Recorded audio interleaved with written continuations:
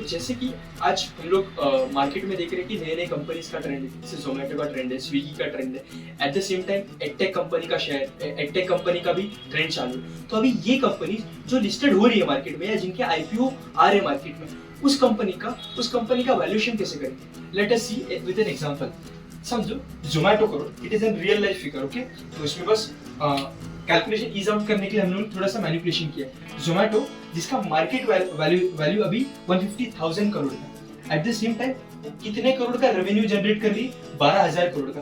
But उसका जो net profit है ना, वो सिर्फ अभी तक 36 करोड़ का ही है। मतलब कि जब आपका प्रॉफिट बहुत कम है या स्विगी के केस में नेगेटिव है, तब आप उस कंपनी को कैसे जज करोगे? या उस कंपनी का अगर आप प्राइस इज टू अर्निंग निकालोगे ना, तो ये 4,000 प्लस आ रहा है।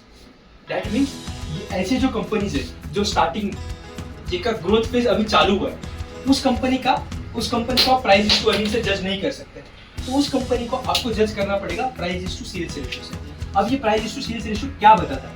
ये आपको ये बताता है कि for a 1 rupees of sale आप कितना रुपया इन्वेस्ट कर रहे हो। बिकॉज ये सारे कंपनी जैसे जोमेटो हो गया, स्विगी हो गया, एडटेक हो गया, इन्होंने अपने आप को प्रूव किया है और ये इंडिया का फ्यूचर होने वाले हैं नेक्स्ट इसमें।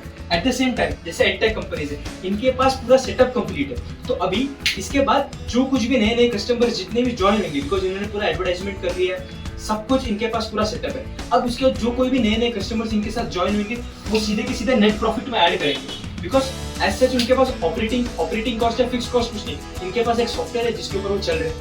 सो एट द सेम टाइम जो भी नए नए कस्टमर्स आएंगे, उन सबके लिए नेट प्रॉफिट सीधा का सीधा ऐड ऑन हो जाएगा। अब ऐसे कंपनीज को आपको अगर स्टॉक मार्केट में आप कैसे पिक करोगे? प्राइस इज टू अर्निंग तो नहीं आएगा, और ये कंपनी नहीं प्रॉफिटेबल है तो कैसे आएगा? आपको देखना पड़ेगा price is to sales ratio. Okay, तो आपने जब price is to sales ratio देखा तब आपको मालूम पड़ा। अब मैं एक और चीज बताता हूं आपको। अगर जब मेरी कंपनी स्टार्टिंग में, अगर आपकी कंपनी स्टार्टिंग पॉइंट से ग्रो होते जा रही है, ठीक है, ये स्टार्टिंग है, ये ग्रोइंग फेज है और ये मैच्योर फेज है। तो जब कंपनी आपकी स्टार्टिंग फेज में होती है ना, तब आप ये रेशियो यूज करते हो प्राइस इज टू सेल्स। जब आपकी कंपनी ग्रोइंग में ना, तब आप चेक करते हो price is to earning ratio.